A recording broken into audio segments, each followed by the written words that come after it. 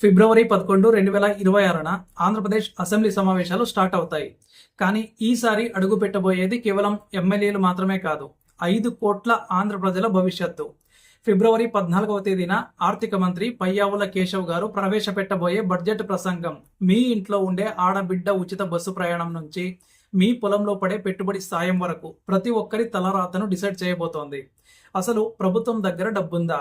ఈ సూపర్ 6 హామీల పరిస్థితి ఏంటి?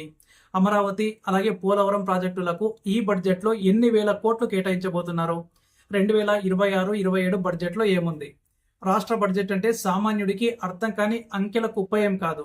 అది మీ జేబులో ఉండే రూపాయికి అలాగే మీ పళ్ళెంలో ఉండే అన్నానికి సంబంధించినటువంటి లెక్క.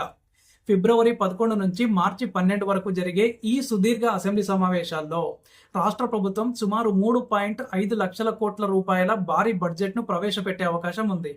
సో గత ఏడాది ప్రవేశపెట్టిన 3.22 లక్షల కోట్ల బడ్జెట్ కంటే ఇది గణనీయంగా పెరగబోతోంది.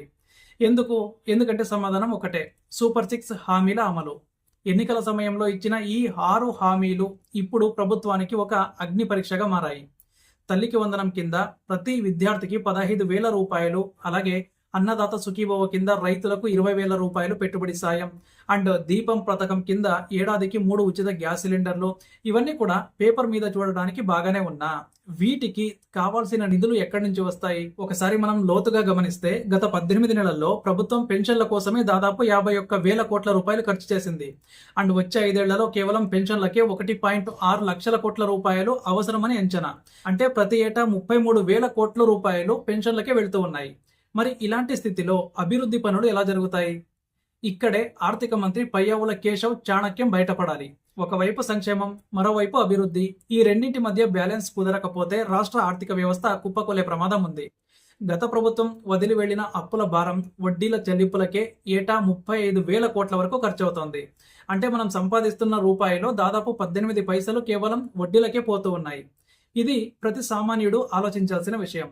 ఇక అందరూ ఆసక్తిగా ఎదురు చూస్తున్న అంశం అమరావతి మరియు పోలవరం. రాజధాని అమరావతి నిర్మాణాన్ని వేగవంతం చేసేందుకు ఈ బడ్జెట్లో భారీ కేటాయింపులు ఉండబోతూ ఉన్నాయి.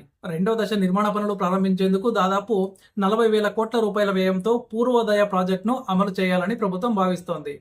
దీనికి తోడు కేంద్ర ప్రభుత్వం నుంచి అమరావతికి చట్టబద్ధత కల్పించే బిల్లు పార్లమెంట్లో రాబోతుండడం కూడా రాష్ట్రానికి ఒక పెద్ద ప్లస్ పాయింట్. అటు పోలవరం విషయానికి వస్తే 2027 జూన్ నాటికి, అంటే గోదావరి పుష్కరాల లోపు ప్రాజెక్టును పూర్తి చేయాలని లక్ష్యంగా పెట్టుకున్నారు. కేంద్రం నుంచి రావాల్సిన మరో 12,000 కోట్ల రూపాయల నిధులపై ఈ బడ్జెట్ సెషన్లో ఒక స్పష్టత వచ్చే అవకాశం ఉంది. సో రైతులకు సాగునీరు అందాలన్నా, రాయలసీమకు నీళ్లు వెళ్లాలన్నా పోలవరం ఈ బడ్జెట్లో టాప్ ప్రయారిటీగా ఉండాలి. కానీ ఇక్కడ ఒక సవాల్ ఉంది. సంక్షేమ పథకాలకు నిధులు ఎలా సర్దుబాటు చేస్తారో? ఉచిత బస్సు ప్రయాణం వల్ల ఇప్పటికే ఆర్టీసీపై భారం పడుతోంది. స్త్రీ శక్తి పథకం కింద కోట్లాది మంది మహిళలు ప్రయాణిస్తూ ఉన్నారు. దీని ఖర్చు ప్రభుత్వమే భరించాలి. అలాగే నిరుద్యోగ భృతి, యువశక్తి వంటి పథకాలు ఇంకా పూర్తి స్థాయిలో అమల్లోకి రావాల్సి ఉంది. సో ఫిబ్రవరి 14న మంత్రి పయ్యావుల కేశవ్ గారు ప్రవేశపెట్టబోయే బడ్జెట్లో వీటికి నిధులు కేటాయిస్తారా, లేక కేవలం అంకెలతో సరిపెడతారా అనేది $1 మిలియన్ ప్రశ్న. పైగా గత ఏడాది రెవెన్యూ లోటు 33,000 కోట్లుగా ఉంది. అంటే ఆదాయం కంటే ఖర్చు చాలా ఎక్కువగా ఉంది. సో ఈ లోటును పూడ్చడానికి ప్రభుత్వం కొత్త పన్నులు వేస్తుందా, లేక అప్పులే దిక్కా? అంటే కేంద్రంతో ఉన్న సంబంధాలతో ఆంధ్రప్రదేశ్ ఎంపీలు ఢిల్లీలో ఎంత బలంగా ఒత్తిడి తెస్తే అంత ఎక్కువ నిధులు రాష్ట్రానికి వస్తాయి.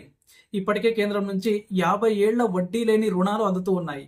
కానీ అవి కేవలం క్యాపిటల్ ఎక్స్పెండిచర్, అంటే ఆస్తుల నిర్మాణానికి మాత్రమే వాడాలి. అంటే రోడ్లు, బిల్డింగ్స్, ప్రాజెక్టులకు మాత్రమే ఆ డబ్బు పనికొస్తుంది. మరి సంక్షేమ పథకాలకు డబ్బు ఎక్కడిది? మద్యం ఆదాయం, భూముల రిజిస్ట్రేషన్లు, జీఎస్టీ వసూళ్లే ప్రభుత్వానికి ప్రధాన వనరులు.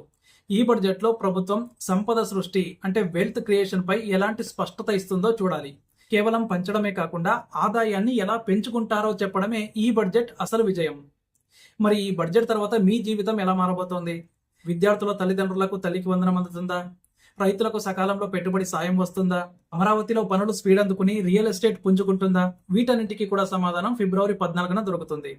ప్రభుత్వం చెప్తున్న స్వర్ణాంధ్ర 2047 విజన్ కు ఈ 2026-27 బడ్జెట్ ఒక అపునాది కావాలి. లేకపోతే రాష్ట్రం మళ్లీ అప్పుల ఊబిలో కూరుకుపోయే ప్రమాదం ఉంది. ఈ బడ్జెట్ ఒక మేక్ ఆర్ బ్రేక్ షెడ్యూల్ లాంటిది. ఒక్క తప్పుడు అడుగు వేసినా రాబోయే తరాలు భారీ మూల్యం చెల్లించుకోవాల్సి వస్తుంది. సో ప్రతి అంకె వెనుక ఒక ఆశ ఉంటుంది, ప్రతి కేటాయింపు వెనుక ఒక ఆశయం ఉంటుంది. ఫిబ్రవరి 11న ప్రారంభమయ్యే ఈ యుద్ధంలో విజేత ఎవరో కాదు, 5 కోట్ల మంది ఆంధ్ర ప్రజలే కావాలి. రాజకీయం ఏదైనా, పార్టీలు ఏవైనా అప్పుల ఆంధ్రప్రదేశ్ కాకుండా అగ్రగామి ఆంధ్రప్రదేశ్గా మారాలన్నదే మనందరి కోరిక. మరి ఈ బడ్జెట్ అంచనాలను అందుకుంటుందని మీరు భావిస్తున్నారా? ప్రభుత్వం అమరావతికి ఇచ్చే ప్రాధాన్యత సరైనదేనా, లేక సంక్షేమ పథకాలకే ఎక్కువ నిధులు ఇవ్వాలని మీరు కోరుకుంటూ ఉన్నారా? మీ అభిప్రాయాన్ని ఖచ్చితంగా కింద కామెంట్ రూపంలో తెలియజేయండి. అలాగే మన ఛానల్ను సబ్స్క్రైబ్ చేసుకొని పెట్టుకోండి.